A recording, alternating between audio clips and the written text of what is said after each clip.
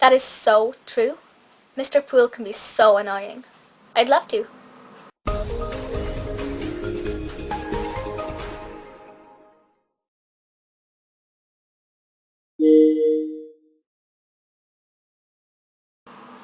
Hey everyone, so today I'm talking about another Sabrina episode. This is episode 5 of the first season, A Halloween Story.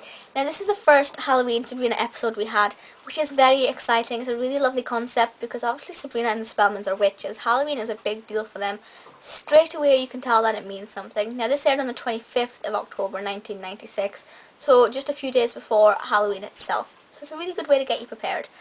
And Sabrina's a bit disappointed because she was invited to go to Harvey's party. Now, she'd only known Harvey effectively for 5 days, but it was, 5 weeks or something she'd only known Harvey for. And this party was a great way to get closer to him.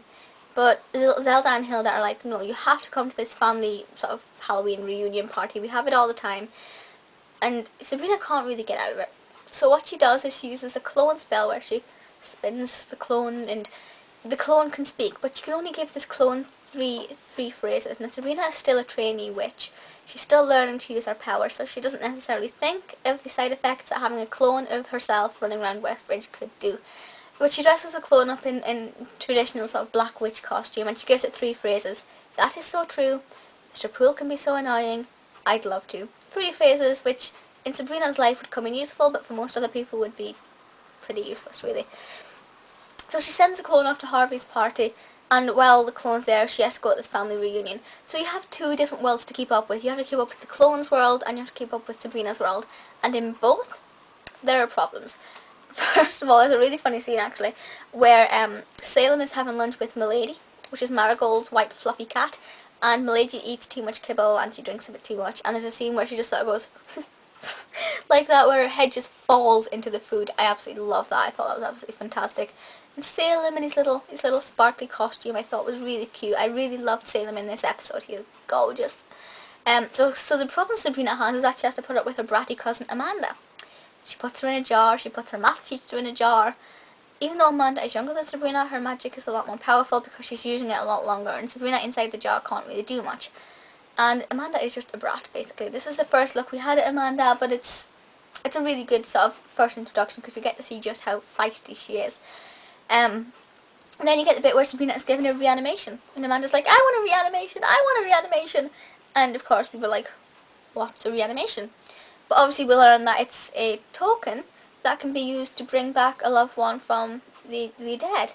And Sabrina uses it on Immortal, on her grandma, and she tells her grandma that she is a witch. And it's a really beautiful scene, even though Sabrina looks really weird in the pink dress with the white leggings. It's really funny. But yeah, it's a lovely, beautiful scene, and I think a lot of us would really like a reanimation token. I'm not sure who I'd use it on, actually, because I've never really lost anybody that way. So I suppose if I got it just now, I'd either keep it or I'd use it on someone like Elizabeth Sladen, someone I'd like to talk to.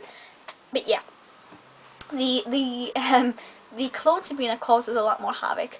Libby is at the party, and Libby is obviously trying to get Harvey for herself, and Libby doesn't like Sabrina. But because of Sabrina's positive attitude, the whole I love to, Libby is starting to actually like Sabrina. Libby manages to persuade Sabrina to streak, and the clone actually does that. And Sabrina gets back just in the nick of time, and somehow manages to convince the room filled with people partying that it was actually Libby who did it. So everybody thought that it was Libby who streaked. Now that never carried on into further episodes. She was never teased about it or anything. That sort of ended that episode. But it was really nice how Sabrina managed to save the day and save her clone. And I love the bit where she kind of banged into the clone and she became one again. And I just really loved it. I thought it was a really fun Halloween episode. Not at all scary. There are a couple of couple of Halloween episodes which are a little bit more frightening, and you're thinking, this is proper brilliant. I love it. But yeah, it wasn't scary, but it was really, really enjoyable, very funny, very delightful. A really good way to introduce us to who Marigold was and who Amanda was. And Uncle Nunny! We never really heard of Uncle Nunny at that point, but the scene where Zelda is just walking across the room going like, Uncle Nunny! Trying to get his attention, I thought was absolutely fantastically hilarious. I just love it. I have no idea who Uncle Nunny is, and I can't find out on anywhere, basically. Yeah. Brilliant cast, as always, Emily, Hart as Amanda is absolutely adorable.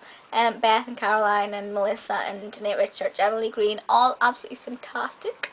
But please feel free to leave comments and let me know your thoughts, because this is the end of the video, and I will see you all next time. Bye!